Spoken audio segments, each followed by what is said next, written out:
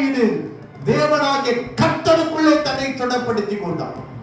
நான் திரும்பமாய் சொல்லுகிறேன், அவங்க எப்படி செஞ்சுட்டாங்க, இவங்க எப்படி நடத்திட்டாங்கன்னு சொல்லாதீங்க. உங்களுக்கு பலனை கொடுக்கிறது தேவ சமூகம். கர்த்தருடைய சமூகத்துல போங்க, அங்கதான் நிம்மதி இருக்குது.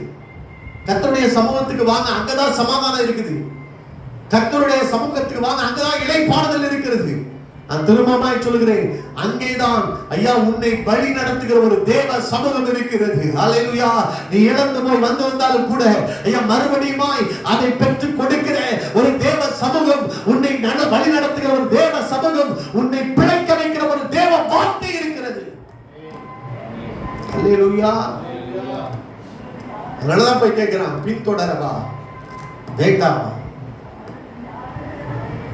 ஆண்டவர் சொல்றாரு, நீ பின்தொடர், நீ அதை பிடித்து சகலவற்றையும் திருப்பிக் கொள்ளுவாய். சகலவற்றையும் திருப்பிக் கொள்ளுவாய். இன்னைக்கு 3 காரியங்களை ஏற்கனவே சொன்னது போல தியானிச்சேன். ஏற்கனவே சில காரியங்களை நம்ம தியானிச்சிருக்கோம். குடும்பத்தை குறித்து எப்படி குடும்பத்தில் உள்ள இழப்புகளை ஈடுகட்டினான்னு சொல்லி பார்த்தோம்.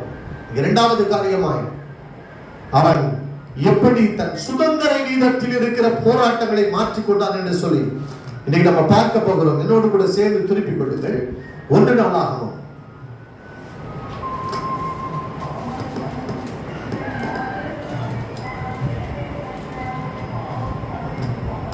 10வது அதிகாரம் 14வது வசனம்.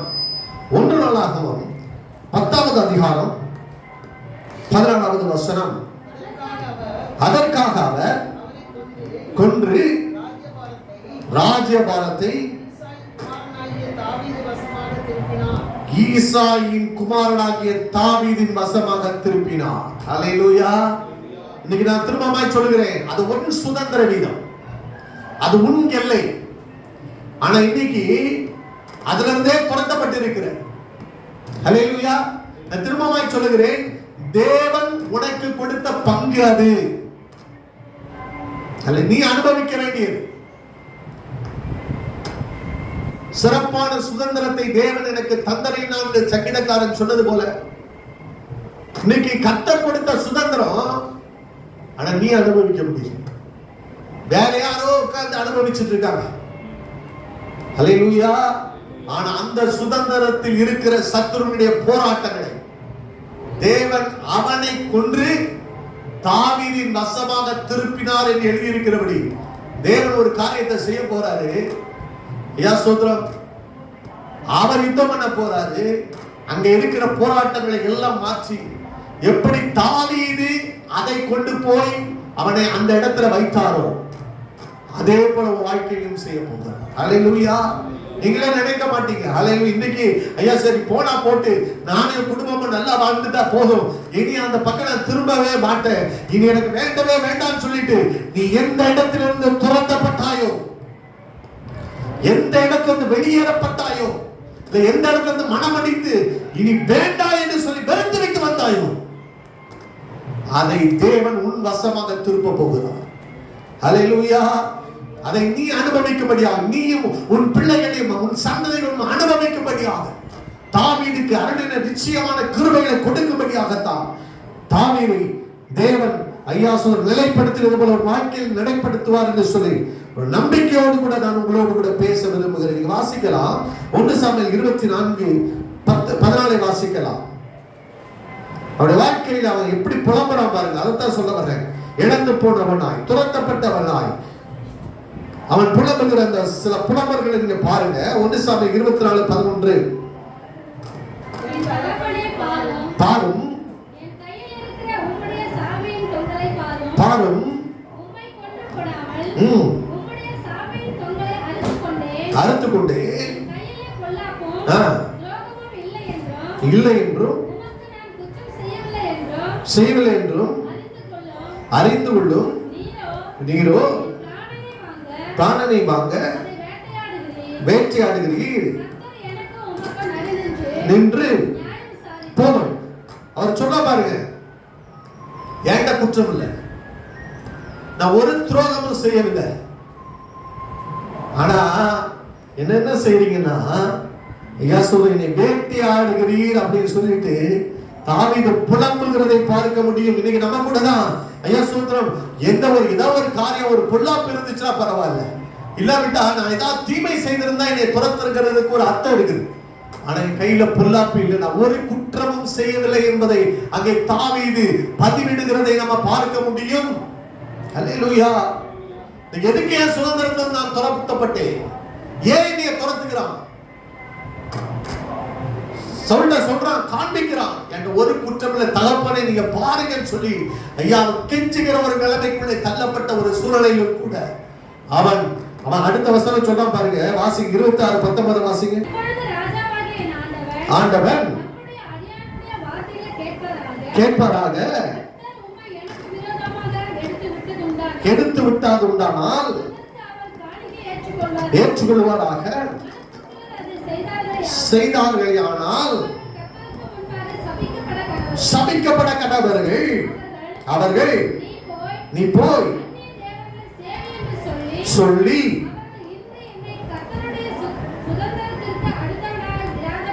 அடுத்தவனாய் இராதபடிக்கு துரத்தி விட்டார்களே. அவன் சொல்றா பாருங்க, ஐயா கர்த்தர் இந்த காரியத்தை செஞ்சாரு, நான் அக்செப்ட் பண்ணிக்கிறேன். இல்ல கர்த்தர் உனக்கு இந்த சுதந்திர வீதம் வேண்டான்னு சொல்லிட்டு ஐயா என்னை துரத்தி விட்டார். ஆனால் ஐயா சுதந்திரம் கர்த்தர் அந்த காணிக்கைகளை பிரியமா, ஆனால் மனு புத்திரருமை ஏவி விட்டார். ஆனால் அவன் சொன்னா பாருங்க, அவர்கள் சபிக்கப்பட கடவர்கள். திரும்பமாய் சொல்லுகிறேன் ஐயா, உன்னுடைய சுதந்திர வீதத்தை விட்டு உன்னை துரத்தி விடுகிற ஐயா சொல்ற அவங்க நினைக்கலாம் ஒருவேளை ஐயா துரத்தி விட்டுட்டோம்னு சொல்லி சந்தோஷப்படலாம். நான் சொன்னேன், சவுலோடு கூட இருந்தவர்களும் அந்த சுதந்திரத்தை அனுபவிக்க முடியாதபடி ஐயா கொன்று போட்ட என் ஆண்டவர் அனுபவிக்க முடியாதுங்க. அல்லேலூயா. சபிக்கப்பட்டு போவார்கள். அல்லேலூயா. சில இடத்துல சொன்னாங்கல்ல, இந்த இடத்துல வாசமே பண்ண முடியல, இந்த இடத்துல ஐயா சொல்ற ஒரு காரியத்தை பண்ணா அது தொடங்க மாட்டேங்குது, அது நன்றா இருக்க மாட்டேங்குது சொன்னாங்கல்ல, சில சாபங்கள் அந்த இடத்தை பிடித்துக் கொள்ளும். அல்லேலூயா. நான் சொல்லுகிறேன் ஐயா சொல்ற என் ஆண்டவர் உனக்காக யுத்தம் பண்ணுகிறதை நீங்க பார்ப்பாய். இங்க பாருங்க, தாவீது என்ன தாவீதோடு இருந்தவங்க என்ன சொல்றாங்க பாருங்க, நீங்க வாசிக்கலாம். 1 சாமுவேல் 24வது அதிகாரம் 4வது வசனத்தை வாசித்து பாருங்க. அவங்க சொல்ற காரியத்தை பாருங்க. அவனை நோக்கி இதோ ஒப்பு கொடுத்தேன் என்று நாள் இதுவே என்றார்கள். அல்லேலூயா. இப்ப என்ன சொன்னாங்கன்னா, அவனுடைய வஸ்திர தொங்கலை வெட்டி எடுத்துக்கிட்டான். அவன் மலம் கழிக்க வருகிறான். தாவீதுடைய ஆட்கள் அங்க இருக்கிறாங்க, அந்த குகையில சிக்கிக் கொள்ளுகிறான். அவனுடைய அந்த வஸ்திரங்களை எடுத்துதான். அவங்க சொல்றாங்க, உன் கையில உன் சத்துருக்களை ஒப்பு கொடுத்து விட்டார். இந்த நாள் அதுதான் கர்த்தர் அவனுக்கு வாக்குத்தத்தம் பண்ணினபடி எல்லா காரியங்களும் நடந்து வருகிறது. இன்றைக்கு அவனை ஒரே குத்தாய் குத்தி அவனை கொன்று போடுவோம் என்று சொல்லுகிற பொழுதுதான் தாவீது சொல்லுகிறான், அவன் மீது கை போடக்கூடாது. நான் திரும்பமாய் சொல்லுகிறேன், தாவீதுடைய வாழ்க்கையில ஐயா கர்த்தர் கிரியை செய்கிற காரியத்தை நீங்க பாருங்க. அவனுக்கு அநேக வாய்ப்புகள் வந்தது, வாக்குத்தத்தத்தை சுதந்தரிக்க, கர்த்தர் சொன்ன காரியங்களை சுதந்தரிக்க நிறைய ஷார்ட்கட்ஸ் வந்துச்சுங்க. அவனுடைய மாம்ச புலத்தை கொண்டு, அவனுக்கு இருக்கிற ஐயா தந்திரத்தை கொண்டு ஐயா அந்த அபிஷேகம் பண்ணப்பட்ட கை போட்டு அவனை கொன்று போட்டு தான் அந்த சுதந்திர வீதத்தை ஆக்குபை பண்ணுவதற்கு அநேக வாய்ப்புகள் வந்தது. தவறான வழியில அதை எடுக்க அவன் விரும்பவில்லை. அல்லேலூயா. நல்லா புரிந்து கொள்ளுங்க, சத்துரு பல வாய்ப்புகளை உங்களுக்கு காண்பிப்பான். இதை செஞ்சிரு, இதை செஞ்சா இங்க ரூபா கொடுத்துரு, இங்க இதை பண்ணிரு, பண்ணி எப்படியாவது உனக்கு வர கர்த்தர் சொல்லிட்டாரு அதையும் சேர்த்துடுவாங்க. கர்த்தர் ஏற்கனவே அவன் சத்துருவை அழித்து கொடுப்பேன்னு சொல்லியிருக்காருல, அதனால இந்த காரியத்தை நீ செயல்படுத்துன்னு சொல்லுவாங்க. அவன் சொன்ன அடுத்த வார்த்தையை வாசிங்க. 24:5. கொண்டது நிமித்தம் பாருங்க, மனது அடிச்சுச்சான்.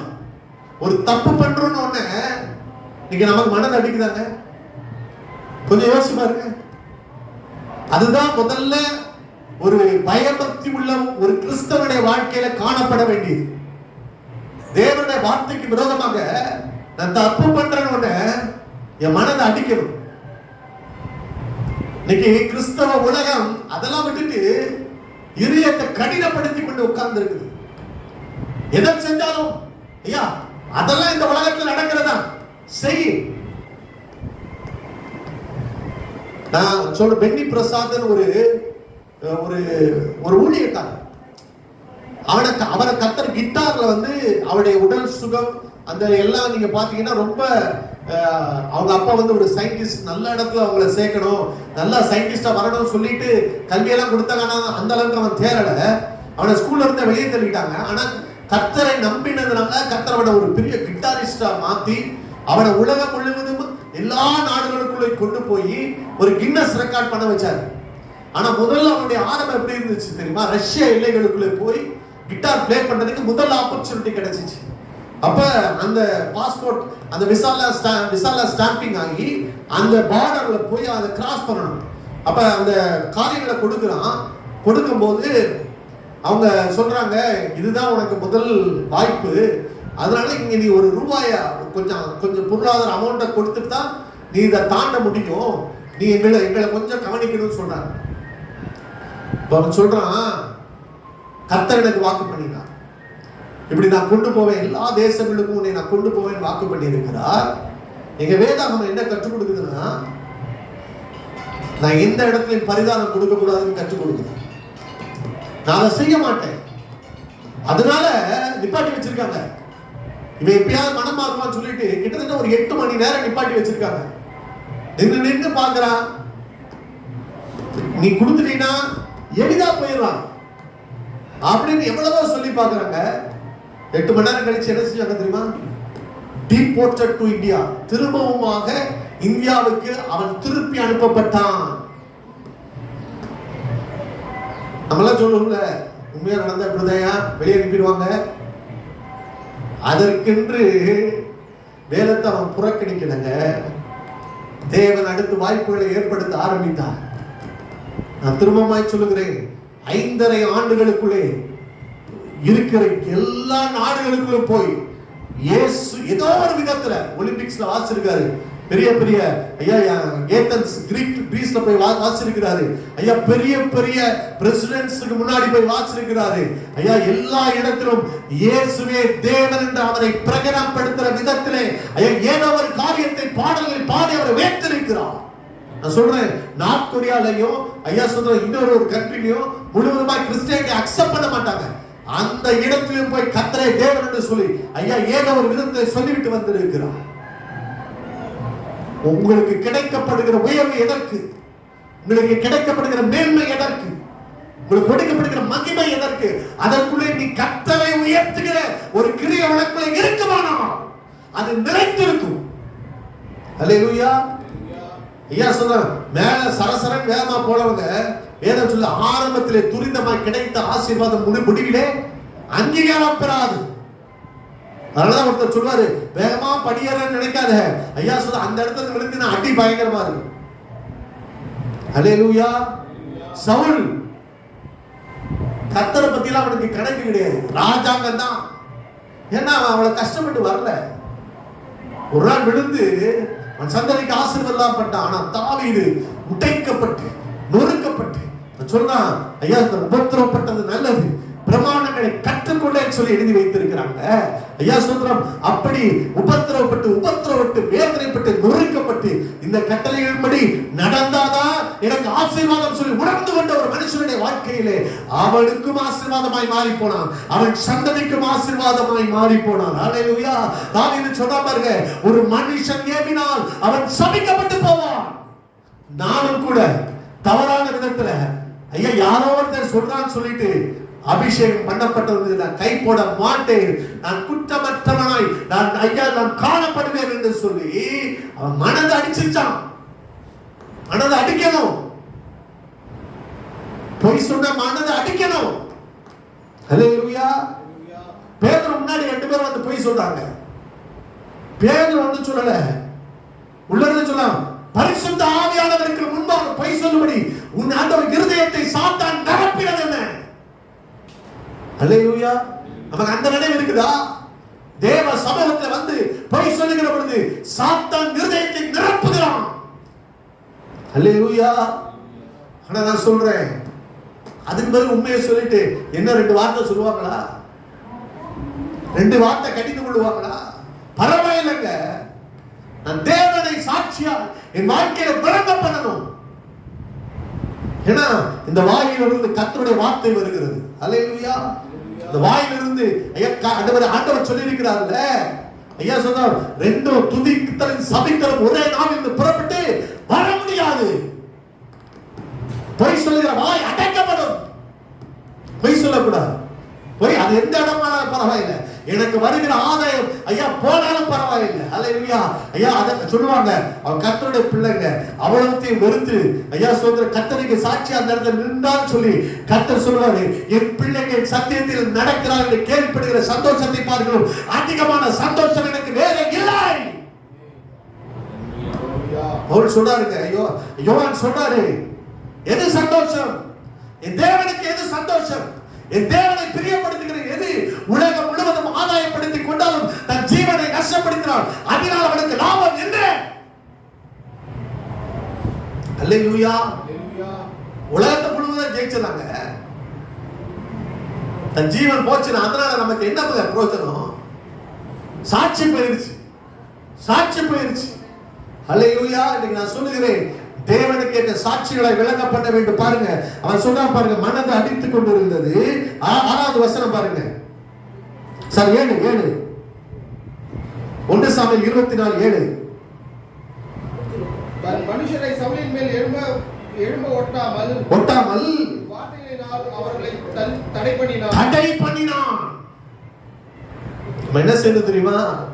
தானும் செய்யல, அப்படி ஒருத்தர் எழும்புறான் பாருங்க, அவனை தடை பண்றான், அப்படி செய்யாத.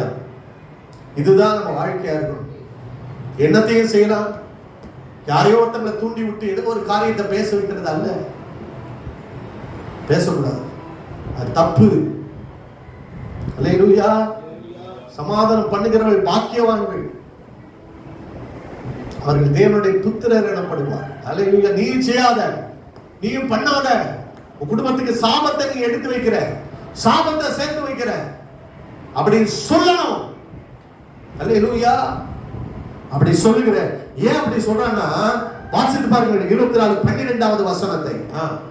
கர்த்தர் எனக்கும் உமக்கும் நடு நின்று நியாயம் விசாரித்து கர்த்தர் தாமே என் காரியத்தில் உமக்கு நீதியை சரி கட்டுவாராக. உம்முடைய பேரில் நான் கை போடுவதில்லை. 15வது வசனம். கர்த்தர் நியாயாதிபதியாக இருந்து எனக்கும் உமக்கும் நியாயம் தீர்த்து எனக்காக வழக்காடி விடுவிப்பாராக. வழக்காடுவர் ஒருவர் இருக்கிறார், நியாயம் விசாரிக்கிற கர்த்தர் ஒருவர் இருக்கிறார். அல்லேலூயா. அவன் சொல்றான் பாருங்க, ஐயா எனக்காக நியாயம் விசாரிப்பார், அவர் எனக்காக வழக்காடி என் நியாயத்தை பேசுவார், என்னை விடுவிப்பார். நீ பொறுமையாகி. நான் திரும்பவும் கேட்கிறேன், பேதுரு இயேசுவை பிடிக்க வராங்க, கத்தி எடுத்து என்ன செஞ்சா? காதை வெட்டிட்டான். அதான் இங்க இருந்த ஒரு ஊழியக்காரர் சொன்னார், ஏன் காதை வெட்டினான்னு கேட்டாரு. அவன் மீன் வெட்டுறவன், பழக்க தோஷத்துல காதை வெட்டிட்டான். இன்னைக்கு நம்மளும் அப்படிதான், ஏண்டெல்லாம் வந்து இப்படி பேசினா இப்படிதான் செய்வேன் அப்படின்னு சொல்லிட்டு சில குணங்கள் நம்ம விட்டு மாறல. அல்லேலூயா. இயேசுவை தான் பின்பற்றணும்னு சொல்றோம். நான் எத்தனையோ பேர் காதை வெட்டியிருக்கும். அல்லேலூயா. அவனுக்கு சிலவங்களுக்கு ஒருத்தர் சொன்னாரு, ஒரு பாஸ்டர் தான் சொன்னாரு, நான் சின்ன வயசுல நான் ஆண்டவர்கிட்ட கேட்டேன், ஏன் ஆண்டவரே இத்தனை வியாதியை என் சரீரத்தை அனுபவிச்சிருக்கீங்க ஏன்னு கேட்டேன். ஆண்டவர் சொன்னாரு, சின்ன வயசுல எத்தனை பேரை நீ கை நீட்டி அடிச்ச, எவ்வளவு காரியத்தை நீ பண்ணிருக்க, நீ கொஞ்சமாவது அதை நீ உணரணும். அல்லேலூயா. ஆனால் கூட தேவன் மன்னிக்கிற தேவன். காதை திருப்பி எடுத்து ஒட்ட வச்சது மாதிரி இன்னைக்கு நம்மளால பாதிப்பு நிறைய பேருக்கு உண்டாச்சு. நம்ம போய் அவர்கிட்ட மன்னிப்பு கேட்ட போது என்ன செஞ்சிட்டாரு? காதை எடுத்து ஒட்ட வச்சு அந்த காயங்கள் எல்லாம் ஆச்சு. நீங்க உங்களை என்னையும் பிள்ளையாய் மறுபடியும் சேர்த்து இருக்கிறார். அல்லேலூயா. ஆனா ஒண்ணு புரிஞ்சு கொள்ளுங்க, இயேசுவுக்கு விரோதமாய் அந்த சேவகன் வந்து அனுப்பப்பட்டவன் தான், பிடிக்கிறதுக்கு அனுப்பப்பட்டவன். ஆனா மூல காரணம் யாரு? யாரோ ஒரு ஐயா சொல்ல எங்கேயோ இருந்து ஏதோ ஒரு கும்பம் பிரதான ஆசாரியர்கள் ஐயா இல்லாவிட்டா ஐயா அநேகர் வந்து ஐயா இயேசுவுக்கு விரோதமாக எழுப்பியிருக்காங்க. இன்னைக்கு நீ ஒரு ஆள் காதை வெட்டுறதுனால ஏதாவது ஒரு காரியத்தை சரி செய்ய முடியுமா? இயேசுவை பிடிக்காமல் பண்ண முடியுமா? நான் சொல்றேன், நீங்க அதான் நடந்துகிட்டு இருக்கு. யாரோ ஒருத்தங்க காதை வெட்டி நான் எல்லாத்தையும் சரி பண்ணிட்டேன் அப்படின்னு நம்ம நினைக்கிறோம். ஆனா அது அல்ல. சத்ரு ஏதோ ஒரு எல்லைகளுக்குள் இருந்து உனக்கு விரோதமாக எனக்கு விரோதமாக எழுப்பி கொண்டிருக்கிறான். அதுல நீ யுத்தம் பண்ணக்கூடாது. அவர் வழக்காட விட்டுட்டீனா, அவரை மாத்திரம் நீ விட்டுட்டீனா, அதனாலதான் அவர் சொல்றாரு, பிதாவானவர் எனக்கு கொடுக்கிற பாத்திரத்தில் நான் பானம் பண்ணாமல் இருப்பேனோ. பட்டயத்தை எடுத்தவன் பட்டயத்தால் விழுவான். நீ பட்டயத்தை எடுத்தனா நீ அதே பட்டயத்தால் விழுவ. ஆனா இயேசுவை மாத்திரம் அவருடைய சித்தத்தை செய்ய விட்டினா, அவர் சிலுவையில போகிற பொழுது துரைத்தனங்களையும் அதிகாரங்களையும் சிலுவையிலே உரிந்து கொண்டு சிலுவையிலே வெற்றி சிறந்தான். அப்படின்னா என்னன்னா, உன் பிரச்சனைக்கு எது மூளை கூறா இருக்கிறதோ அதை அழித்து ஐயா அதன் மீது செயல் கொண்டு நீ சுதந்திரிக்க அவர் உதவி செய்வார். அவரை வழக்காட ஒப்புக்கொடு, அவரை யுத்தம் பண்ண ஒப்புக்கொடு. திரும்பமாய் சொல்லுகிறேன், நீ அழிச்சனா மோசே யுத்தம் பண்ணியிருந்தானா எத்தனை பேர் அழிச்சிருப்பாங்க? ஆனா ஆண்டவர் சொன்னபடி செங்கடலுக்கு கீழே போனாங்க. பார்வோனுடைய ரதங்கள் ஒன்று கூட எழும்பாதபடி எல்லாவற்றையும் அந்த தண்ணீருக்குள்ளே மூழ்கடித்தான். நம்ம யுத்தம் பண்ணிக்கிட்டு இருக்கோம், நம்ம தான் சண்டை போட்டு இருக்கோம். யாரோ ஒருத்தனை காதை வெட்டிட்டு ஜெயிச்சுட்டோம். தேவனுக்கு ஒப்பு. அதாவது தாவீது சொல்றான், அவர் எனக்காக வழக்காடி எனக்காக நீதி செய்து என்னை விடுவிப்பாராக சொன்னான். சவுலின் குடும்பமே இல்லாதபடி நான் சொல்றேன், மிஞ்சி இருந்த மோபிபோசேத் மாத்திரம் தான் நின்னான். மிஞ்சி இருந்த எல்லா குமாரர்கள் முதற்கொண்டு தூக்கிலிடப்பட்டார். ஹல்லேலூயா. கிபியோனியர்கள் சொன்னாங்க, சவுலின் குமாரர்கள் ஒருத்தர் கூட எல்லாரையும் எனக்கு ஒப்பு கொடுக்கணும்னு சொன்ன, அப்பதான் மழை பெய்யும் சொல்லிட்டு ஒருத்தர் கூட இல்லைங்க. ஹல்லேலூயா. அவருக்கு தெரியும் அவங்க யாரு, சாதாரண பராக்கிரமசாலிகள், கழுகினை போல வேகம் உள்ளவர்கள், சிங்கத்தை போல பராக்கிரமசாலிகள் இருந்த சவுலின் குடும்பம் ஐயா அழிக்கப்பட்டது. நீ நினைக்கலாம் இவங்கெல்லாம் எப்படி அழிக்க முடியாது, அவங்க கையில போய் சிக்கிருச்சு. இல்லங்க, என் கர்த்தர் ஐயா அவர் நியாயம் தீர்க்கும் போது, அவர் நீதி செய்கிற பொழுது அவனை கொன்று தாவீதின் குடும்பத்தின் பக்கத்திலே ஐயா ராஜ்ய பாரத்தை திருப்பின அதே தேவன். அல்லேலூயா. தேவனால் கூடாத காரியம் இல்லை. அதான் சொன்னார், அவர் திருப்புவார். ஹல்லேலூயா. சொல்றோம், நீங்க பார்க்க போறீங்க ஐயா. சொல்றோம், உங்களால முடியாதத, உங்களால நடக்காத, இதுவரைக்கும் நீங்க யுத்தம் பண்ணி நீங்க பிரயாசப்பட்ட காரியத்துல ஐயா சொல்றோம், நீங்க கொஞ்சம் பொறுத்திருந்து பா, ஒருவேளை உங்க நேரத்துல இருக்காது. அதனாலதான் மீகா சொல்றான், 7வது அதிகாரம் 9வது வசனத்தை வாசிக்க கேட்கலாம். பாவம் செய்தேன், எனக்காக வழக்காடி விசாரிக்க மட்டும் சுமப்பேன், வெளிச்சத்திலே கொண்டு வருவார், நான் பார்ப்பேன். அவரை விசாரிக்கிற மட்டும் என்ன, கொஞ்ச காலம் அமைதியாய் காத்திருப்பேன். சத்துருவே நீ சந்தோஷப்படாத, மகிழ்ச்சியா நான் விழுந்தாலும் எழுந்திருப்பேன். கொஞ்சம் பொறுமையா இருங்க. அவன் உங்களை வெளிச்சத்திலே கொண்டு வருவார். அவருடைய நீதியை நீங்க பார்க்கத்தான் போகிறீங்க. ஹல்லேலூயா. அவர் என்ன செய்ய போகிறார்? ஒரு சில காரியங்களை சொல்லிட்டு முடிக்கிறேன். 1 நாளாகமம் 11வது அதிகாரம் 2வது வசனத்தை வாசிக்க கேட்கலாம். 1 நாளாகமம் 11:2. சவுல் என்னும் ராஜாவா இருக்கும்போதே நீர் இஸ்ரவேலை நடத்தி கொண்டு வருவீர். என் ஜனமாகிய இஸ்ரவேலை நீ மேய்த்து என் ஜனமாகிய இஸ்ரவேலின் மேல் தலைவனாய் இருப்பீர் என்று உம்முடைய தேவனாகிய கர்த்தர் உமக்கு சொல்லியும் இருக்கிறார் என்றார்கள். அப்படியே இஸ்ரவேலின் மூப்பர் எல்லாரும் வந்தார்கள். தாவீது எப்ரோனிலே கர்த்தருக்கு முன்பாக அவர்களோடு உடன்படிக்கை பண்ணிக்கொண்ட பின்பு கர்த்தர் சாமுவேலை கொண்டு சொன்ன படியே அவர்கள் தாவீதை இஸ்ரவேலின் மேல் ராஜாவாக அபிஷேகம் பண்ணினார்கள். ராஜாவாக அபிஷேகம் பண்ணினார்கள். ஹalleluya. முதல் காரியம் நான் சொல்றேன், கர்த்தர் சாமுவேல் தீர்க்கதரிசியை கொண்டு சொன்ன அந்த வாக்குத்தத்தத்தை நிறைவேற்றும்படியாக இஸ்ரவேல் ஜனங்கள் அவனை தேடி வந்தார். நீ சொல்லலாம், சவுல் அழிக்கப்பட்ட உடனே, உன் குடும்பத்தில் உள்ள சத்துரு அழிக்கப்பட்ட உடனே முதல் காரியம் வாழ்க்கையில சொல்லப்பட்ட வாக்குத்தத்தம் நிறைவேறுகிறது நீ பார்ப்பீங்க. நீங்க நினைக்கலாம், என்னங்க வாழ்க்கையில கர்த்தர் இதை சொன்னாரு அதை சொன்னாரு.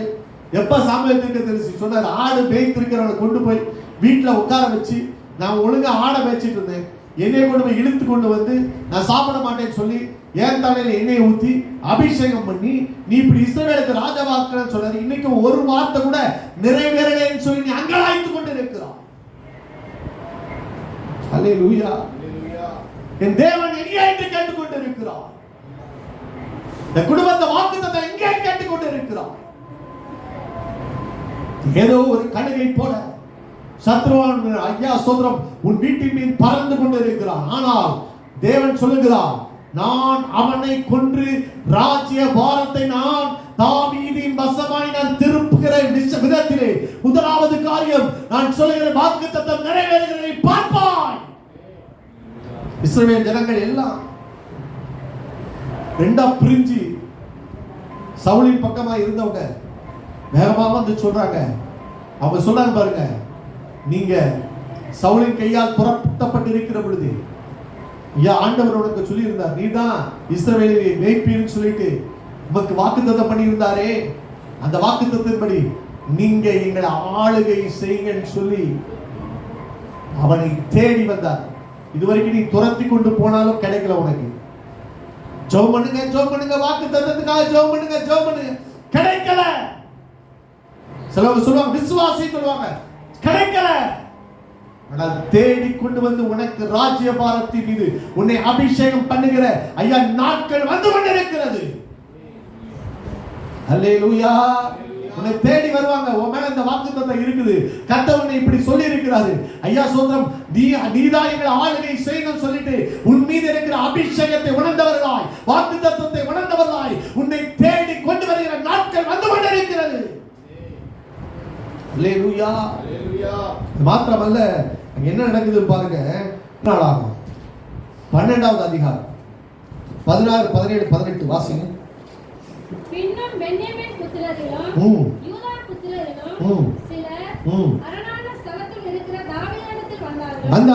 தாவீது புறப்பட்டு அவர்களுக்கு எதிர்கொண்டு போய் அவர்களுக்கு உத்தரவு கொடுத்து நீங்கள் எனக்கு உதவி செய்ய சமாதானமாய் என்னிடத்தில் வந்தீர்களானால் இசைந்திருக்கும், என் கைகளில் கொடுமை இல்லாதிருக்க என்னை என் சத்துருக்களுக்கு காட்டிக் கொடுக்க வந்தீர்களாகில் நம்முடைய பிதாக்களின் தேவன் கண்டிப்பாராக என்றான். ஆவியானவர் இறங்கி அவன் தாவீதே நாங்கள் உம்முடையவர்கள், குமாரனே உமது பட்சமாய் இருப்போம், உமக்கு சமாதானம் சமாதானம் சமாதானம் என்றான். தாவீது சேர்த்துக்கொண்டு, நான் சொல்றேன், இதுவரைக்கும் பென்யமீன் கோத்திரம் என்பது சவுலுடைய கோத்திரம். அவங்கள எதிராக இருந்தாங்க, இவனுக்கு விரோதமாக யுத்தம் பண்ணி கொண்டு இருந்தாங்க. தாவீது அவங்கள பார்த்தோன்னே இவங்க எல்லாம் வர்றாங்க, ஐயா சொல்லி இவங்க நம்ம கூட நினைச்சிருப்பாங்களா அப்படி ஒரு சந்தேகத்தோடு கூட உங்களுடைய இருதயம் என்னோடு கூட இசைந்திருந்தால் மாத்திரம் சொல்லுங்க, ஐயா நான் எந்த துரோகம் பண்ணல, எந்த தப்பு பண்ணல சொல்றான். அங்கே ஒருவன் மீது, அபிசாயின் மீது கர்த்தருடைய ஆவியானவர் இறங்கி பேசுகிறார். உனக்காக ஆவியானவர் கிரியை செய்கிற நாட்கள் வந்து கொண்டிருக்கிறது. இதுவரைக்கும் நீ மாம்ச பயத்துல எவ்வளவோ காரியத்தை நீ செய்து பார்த்து விட்டாய். ஆவியானவர் கிரியை செய்ய போகிறார். சில காரியங்கள்லாம் சொன்ன பாருங்க, இருதயம் இசைந்திருக்க வேண்டும். 2 பேர் ஒருமனப்பட்டால் ஒழிய ஒரு தரிசனத்தை செய்ய முடியாதுங்க. ஒரு காரியத்தை செய்யணும்னா இசைந்திருக்கணும். ஆவியானவர் இசைய பண்ணினால் மாத்திரமே அவங்க நம்ம கூட இணைந்திருக்க முடியும். அல்லேலூயா. யோனத்தானுடைய இருதயம் தாவீதுடைய இருதயம் இசைந்திருந்தது. அல்லேலூயா. அதனால தான் அவன் சொல்றான், நான் இரண்டாவதா இருப்பேன், நீ பண்ணுப்பா. அப்படி சொல்லணும்னா ஆவியானவர் இருதயத்தை இசைக்கணும், இசையப்படணும். தேவன் பாருங்க, இனி வரும் நாட்கள்ல வரும், நீ நினைக்காத இடத்துல, நீ நினைச்ச இதுவரைக்கும் சத்ருவா இருந்தாங்க இவங்கெல்லாம், ஐயா இனி எப்படி நம்ம கூட இணையவே மாட்டாங்க நினைத்த சிலரை ஆவியானவர் பேசுகிற பொழுது அவங்க வந்து சொல்லுவாங்க, உமக்கு சமாதானம், உம்மோடு இருக்கிறவர்களுக்கு சமாதானம், கர்த்தர் உனக்கு துணையாய் இருப்பார், நாங்களும் உம்மோடு கூட இசைந்து இருக்கிறோம் என்று சொல்லி உன்னை தேடி வருகிற நாட்கள் வந்து கொண்டிருக்கிறது. அல்லேலூயா, அல்லேலூயா. நான் திரும்பமாய் சொல்லுகிறேன், உன்னோடு இசைந்து, உன்னோடு கூட ஐயா சொல்ற நீ சொல்லுகிற காரியங்களுக்கு இசைந்து செயல்படுகிற நல்ல காரியங்கள் இனி நடக்க போகிறது. குடும்பம் இசையாட்டி பிரச்சனை, நண்பர்கள் இசையாட்டி பிரச்சனை, சபை இணையாட்டி பிரச்சனை, வேலை பார்க்கிறவங்க இசையாட்டி பிரச்சனை, எல்லாவற்றையும் தேவன் ஆவியானவர் இனி வரும் நாட்கள்ல ஒரு இசையப்படுகிற காரியம் நீங்க பார்க்க முடியும். அவருடைய வழி கர்த்தருக்கு பிரியமா இருந்தால் அவனுடைய சத்துருக்களும் அவனோடு கூட சமாதானமாவார்கள் என்று பென்யமீன் கோத்திரத்தார் வந்து தாவீதோடு இணைந்து கொண்டார்கள். அல்லேலூயா, அல்லேலூயா. அப்படிப்பட்ட நாட்களுக்குள்ளே கர்த்தர் நடத்த கடைசி ஒரே ஒரு வார்த்தை சொல்லி நான் சுருக்கமாய் முடித்துக் கொள்கிறேன். காரியம் 1 நாளாகும் 11 வாசி. அப்பொழுது எபூசின் குடிகள் தாவீதை நோக்கி பிரவேசிப்பதில்லை, ஆனாலும் பிடித்தான், அது தாவீதின் நகரமாயிற்று. அல்லேலூயா. நான் திரும்பமாய் சொல்லுகிறேன், ஐயா இன்னைக்கு சொல்லிட்டு இருக்காங்க, இதற்குள்ள நீ வரவே முடியாது, இதெல்லாம் உனக்கு கிடைக்காது. உன்னையா நீங்க 2 சாமுவேல்ல சொல்லியிருக்கு, குருடர்கள் சப்பானிகள் ஐயா சுத்த முடவர்கள் உன்னை எதிர்த்து நிற்பார்கள், அவனை நீ ஜெயிக்க முடியாது அப்படின்னு சொல்லிட்டு ஓ சுதந்திர வீத இடத்துல இன்றைக்கு எபூசின் குடிகள் பேசிக் கொண்டிருக்கிறது. நான் சொல்லுகிறேன் திரும்பவாய், தாவீது அந்த கோட்டையை பிடித்தான், அது தாவீதின் நகரமாயிற்று. ஹல்லேலூயா. நீ உன் சுதந்திர வீதத்தை யார் இதெல்லாம் இங்க அடைய மாட்டாங்க, இதெல்லாம் இங்க செஞ்சுக்கிட மாட்டாங்க, ஐயா இதெல்லாம் இவங்க சுதந்திரிச்சுக்க மாட்டாங்க சொல்லிட்டு நீ அநேகர் ஏளனமாய் பேசிக் கொண்டிருக்கிறார்கள் அல்லவா? ஒரு நாள் வரப்போகிறது. ஹல்லேலூயா சொல்றோம், அது தாவீதின் நகரம் என்று சொல்லி பேர் பெறத்தக்கதாக கர்த்தர் சீயோன் கோட்டையை ஓர் கையில கொடுத்து உன்னை ஆசீர்வதிக்க போகிறார். ஹல்லேலூயா சொல்றோம். நிச்சயமா அது தாவீதின் நகரமாய் மாறும். ஹல்லேலூயா. இன்றைக்கு ஒருவேளை அது சத்துருவின் பிடியில இருக்கலாம், இன்றைக்கு ஒருவேளை சத்துரு உன்னை சுதந்திரிக்க விடாதபடி ஐயா சொல்றோம், அதை ஐயா பல விதத்திலே உன்னை எதிர்த்து நின்று கொண்டிருக்கலாம். ஆனால் நாட்கள் வருகிறது, அதில் உள்ள சத்துருக்களை தேவன் அழித்து நீ அந்த கோட்டையை பிடித்து அது தாவீதின்